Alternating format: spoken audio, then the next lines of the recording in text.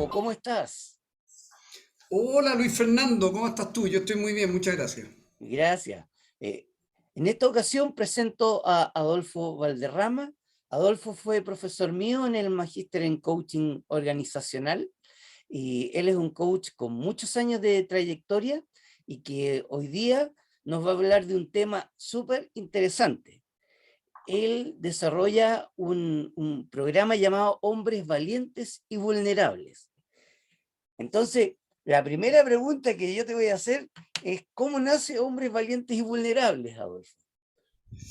A ver, mira, año 2019, el tema de, mediados del 2019, el tema de igualdad de género se está empezando a meter fuerte, bueno, ya ahora está suficientemente metido en conversaciones de la sociedad como propiamente tal. Y, y una amiga me invita en el mundo organizacional, me invita a ver si acaso yo podía aportar al tema de la igualdad de género. Pero la igualdad de género en ese entonces, y probablemente todavía mayoritariamente, tiene que ver con que la mujer, con que gane los mismos derechos y tengan espacios de igualdad semejantes a los hombres. Y cuando me metí en este mundo, me empecé a dar cuenta de que el juicio que tenían de los hombres era medio,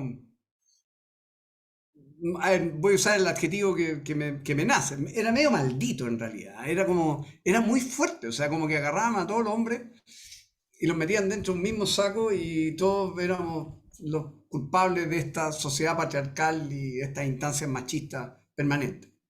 Entonces yo dije, yo siento que no soy así, po. O sea, si bien pertenezco al género masculino, yo siento que no soy así. Entonces me empecé a sentir como que, y no sé si te ha pasado, Luis Fernando, pero es como, me empecé a sentir que en las conversaciones como casi como que tenía que pedir disculpas, po. Porque me llevaba culpa histórica, así, del patriarcado. Entonces era como mucho, o sea, y de pronto con mujeres que legítimamente estaban luchando por sus derechos, pero que se iban también a extremos que hacía que la conversación fuera difícil.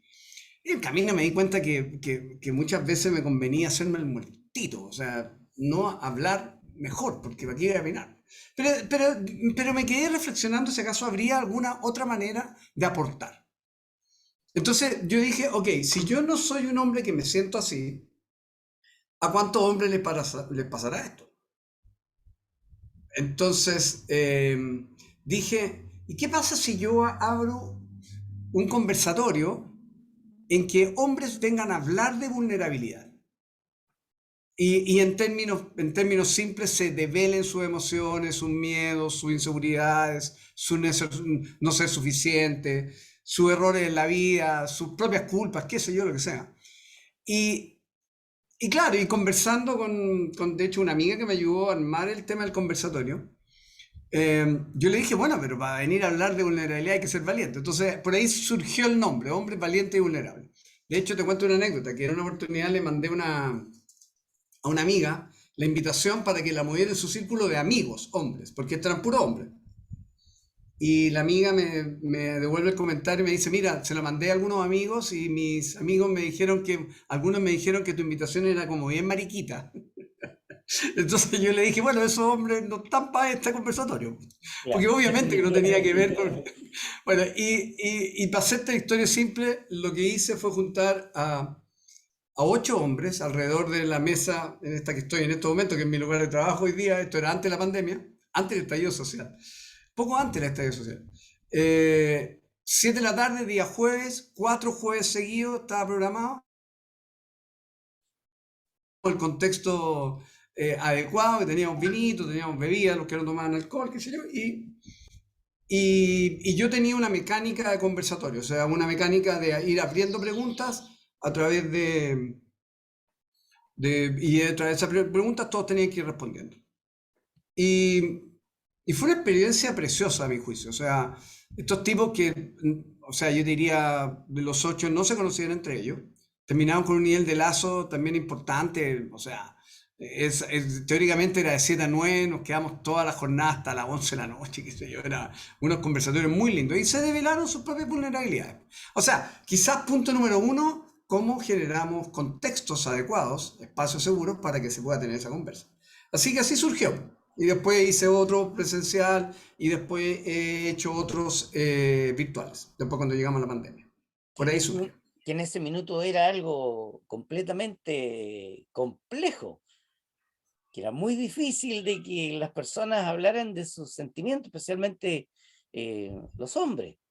No, no se usaba, Ahora, no, no como al día de hoy que con la pandemia y el estar encerrados se abrieron muchas instancias de conversación y sí se hizo. Pero antes de la pandemia era un tema complejo. sí, y sí, y yo también lo hice. Me acuerdo que estuvimos trabajando, ponte tú, en una minera, haciendo unos pequeños conversatorios de hora y media con hombres donde que hablábamos sobre su propia falta de contención. O sea, ellos habían tenido que contener a todo su equipo en plena pandemia y nadie lo había contenido a ellos. Se ha ido abriendo, pero falta toneladas, digamos. O sea, hay mucho hombre que sencillamente no prefiere no hablar, digamos. Y por tanto hay un buen trabajo que seguir haciendo para que el hombre devele su... Para que en alguna medida rompa el paradigma de lo que significa esta masculinidad que de pronto mal entendía, porque me las tengo que saber todas, que no me puedo equivocar, que tengo que ser exitoso. Y no es así el asunto, porque no te la tienes que saber toda, te puedes equivocar, puedes sentir inseguridades, puedes darte cuenta que no es suficiente. La pregunta es con quién lo hablo, cómo se devela. Claro, Mi- claro. Una de Se, las cosas, disculpa, una de las cosas que me di cuenta, Luis Fernando, es que los hombres en estos espacios de vulnerabilidad hablan mejor con hombres que no conocen que con sus propios amigos. sí, Porque, definitivamente. porque los propios amigos tienen la imagen de decir, pero pucha, que andáis sensible, compadre, sale de ahí, pues más o menos. Aquí no, pues esto era pura gente que en alguna medida venía voluntaria a abrirse y se abrieron, digamos, y tuvieron conversaciones muy, la verdad, muy, muy, muy poderosas. Claro, a pesar de que se le advierte que es un espacio de confianza, es un espacio protegido, es un espacio donde no hay juicios y se permite el que cada uno sea. Y eso también fortalece mucho el que las personas puedan ser ellas mismas en ese espacio. Pero qué bueno el comentario ese, que efectivamente cuando una persona está metido en su círculo, tiene una Sí, reputación que pues proteger claro, claro, y, es como... y le es más difícil poder entrar a conversar de temas serios. Ahora, de hecho, lo que nos pasó es que, y yo incorporado en la conversación, porque a mí también me pasó que yo sentí que yo era un hombre, sobre todo en mi juventud, como que no terminaba de cuadrar con todas las costumbres medias brutas de algunas veces de los hombres. Pues, o sea, no tengo idea. Por ejemplo, yo no podía entender que si yo iba con la pelota y me pegaba una patada, después el gallo venía y me volvía a pegar otra patada, digamos. Entonces, ¿pero qué pegáis, po? ¿No? Porque es parte del juego, pero no entiendo, si ya me quitaste la pelota, ¿para qué me pegáis? Claro, y no validaba la rudeza, no validaba un montón de cosas. Insisto, o sea, como soy hetero, no tengo problema, pero tampoco tendría problemas si fuera homo, pero como que habían espacios de esa masculinidad que a mí se me descuadraba. No me sentía para nada cómodo. Y te termino contando esto, que cuando estas conversaciones se dieron, porque tuvimos mucha conversación de pasado, de qué les pasó a ustedes con su masculinidad en el pasado y cómo se la llevaron bien y cómo algunas veces no se la llevaron bien.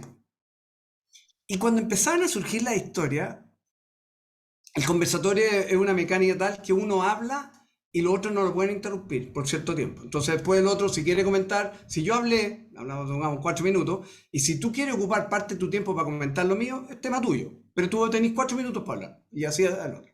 Y entonces de repente alguno empezaba, supongamos yo terminaba de hablar y tú, Luis Fernando, decías, oye Adolfo, ahí pasó exactamente lo mismo, compadre. Y como que se empezaban a develar historias que eran semejantes y que no las habían develado. Pues no sabían a quién develársela. Pero cuando entramos a este espacio de vulnerabilidad, empezamos a darnos cuenta que nos incomodaban muchas cosas de esa masculinidad mal entendida muchas veces.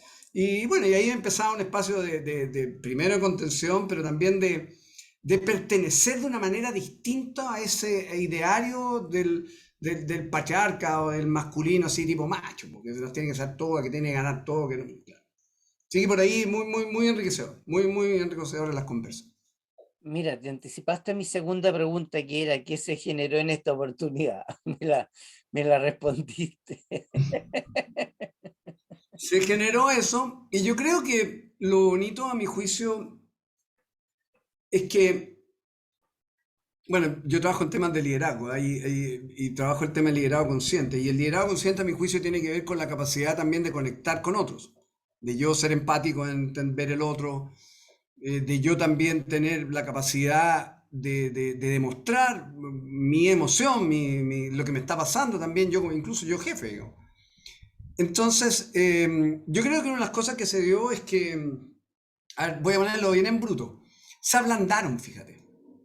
Es como que bajaron barreras, como que, ya, ¿y qué pasa si declaro que no me la puedo solo? No pasa nada, pues compadre, ¿qué va a pasar? No pasa nada.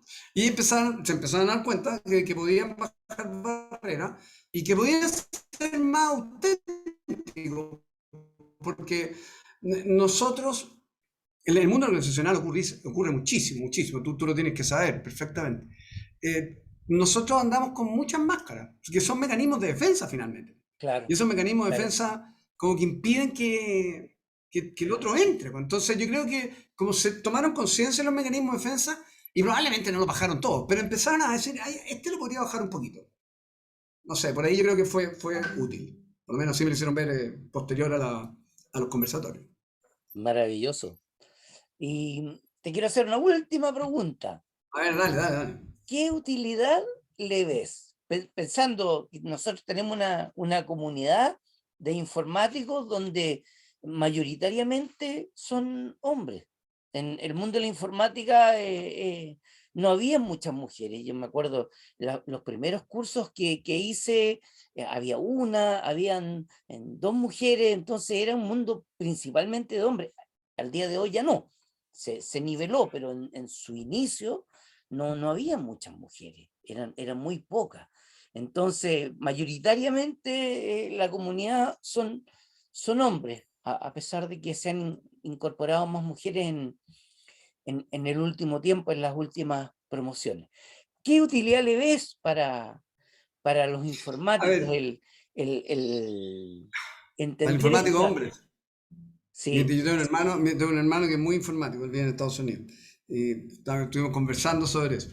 Eh, a ver, si esos informáticos obviamente tienen algún cargo de jefatura, lo que te acabo de mencionar, o sea, el liderazgo consciente que va a haber una mayor conexión con su propia gente. Va a poder comprender también lo que les puede pasar de otra manera a la gente. Yo creo que es más transparente la relación. Sin embargo, yo creo que en términos de lo que está ocurriendo en la sociedad, no sé si opinan lo mismo que yo, pero yo siento que como que los hombres nos estamos quedando en un rol que es medio como pasivo. En este espacio donde este tema del género es tan poderoso, eh, es como hay por ahí voces que dicen que se tiene que definir la masculinidad, que tiene que haber una nueva masculinidad. ¿Quién la refiere? ¿Las mujeres? Nosotros los hombres, ¿quién la refiere? Pero por otro lado, aunque la redefinieran y me la pasan, digamos, yo la pregunta sería, ¿qué pasa si encajo o no encajo? ¿Qué pasa si alguien define estos asuntos y yo no encajo? Entonces como que quedamos igual. Yo siento que, que nosotros sí deberíamos ir con los tiempos. Y los tiempos, nosotros los hombres, digamos, y los tiempos nos están diciendo que se están derrumbando algunos constructos patriarcales, pues es una realidad, se están derrumbando de a poco y de pronto algunos hombres como que van a resistirse más, que se terminen de derrumbar, y otros menos. Pues, y yo creo que en términos generacionales eso es re importante, porque nuestros hijos, yo lo veo en mi yerno, no tienen los rasgos de masculinidad que nosotros crecimos. O sea, en la cotidianidad de su relación con su señora, de ser padre, de ayudar de una manera distinta a la que nosotros ayudamos, al hecho que nosotros fuimos criados por padres que eran, digámoslo así, de una tendencia machista y por madres que eran también de una tendencia machista, porque es una realidad, la mamá, por menos yo tengo 60 y así fui criado. Entonces, yo siento que para qué puede servir definitivamente es que empecemos a acomodarnos socialmente de una manera distinta, abrirnos. Esto en la práctica tiene que ver con que la masculinidad, acorde al Tao, la masculinidad es lo que se llama el yang y la feminidad es lo que se llama el yin. Entonces, si me voy no me voy a meter en profundidad, pero si me voy al a cómo debería transcurrir la vida de los seres humanos, nosotros deberíamos llegar a un espacio de complementar nuestro lado también femenino. Y ese lado femenino tiene que ver con que yo puedo tener mucha energía ya para conseguir un proyecto, para sacarlo adelante, para dirigir el equipo, pero también una energía yin que me permita escuchar adecuadamente, admitirme errores, conversar de los errores de otros, pedir ayuda, a declarar ignorancia, por ejemplo. Así que no sé. Y de pronto yo incluso como jefe, o sea, nos pasó muchísimo, me imagino que a ti también, que durante la pandemia, sobre todo la jefatura, que no sabían liderar en pandemia, en virtual, no sabían. Entonces, ellos tuvieron que aprender y su equipo les preguntaban sobre materia y sobre procedimientos y sobre un montón de protocolos que no tenían idea, porque no lo habían vivido nunca, pero no se atrevían a decir, muchachos, no sé, ¿por qué no lo construimos? Y ahí andaban haciendo como que sabían cuando no sabían, y eso es doloroso finalmente. Es como la capacidad que tengamos de sacar nuestras emociones que obviamente pueden ser negativas, como la culpa, el miedo, la vergüenza, y sacarlas y ponerlas sobre la mesa y decir, sí, tengo vergüenza porque me equivoqué, o sí, soy ignorante sobre esta materia y quiero aprender, haciéndonos cargo. Por ahí yo creo que va a haber un mayor nivel de conexión entre comillas, a este hombre que tiene que estar empezando a ser modificado y que en términos generacionales ya lo está haciendo, porque los cabros vienen seteados de una manera distinta, absolutamente distinta. Correcto, correcto. Así que, Definitivamente las personas se dan cuenta. O sea, cuando la persona no sabe y trata de fingir como que sabe y no anda ni cerca, es peor, porque queda la imagen de impostor. Entonces, es más absolutamente, difícil perseguir un líder impostor que a un líder que te reconoce, mira, esto es algo nuevo para todos y veamos cómo nos sale. Pongámosle el mejor esfuerzo entre todos para salir adelante en algo nuevo. pero mira, y en el mundo de la informática en particular, cuando trabajan por proyectos, si yo entro a un proyecto y yo me doy cuenta que mi jefe no es capaz de admitir sus propios errores o ignorancias, él pone el curso. O sea, en otras palabras, en este equipo no se declaran errores y no se declara ignorancia. Por tanto, en otras palabras, su propio comportamiento daña y en alguna medida valida el hecho que no se haga. Entonces, ¿qué peor que un equipo de proyecto que alguien que se equivocó no tenga la capacidad de levantar la mano y decir que se equivocó? Cosa que agarremos el error inmediatamente y no 2 semanas después. Claro. Entonces eso tiene que ver con que el líder también tenga la vulnerabilidad de él mismo por un lado, pero también de aceptar el error del otro sin que le pegue un palo, sin que le corte la cabeza, sino que entender que aquí puede ser un equipo en que si alguien se equivoca, muchachos, yo lo único que les pido es que si alguien se equivoca, que lo diga al tiro. Y ojalá me traiga una solución de ese error, que lo diga inmediatamente. Y por tanto eso cambia la emocionalidad, el tiro de la manera que trabaja el equipo. Claro. No sé si te he comentado con anterioridad que Humberto Maturana decía que el error es la percepción posterior al error. O sea que cuando yo cometo un error, yo no sé que estoy cometiendo un error. Es como que, uy, acabo de cometer un error. Entonces, cuando es posterior, quiere decir que no hubo intencionalidad.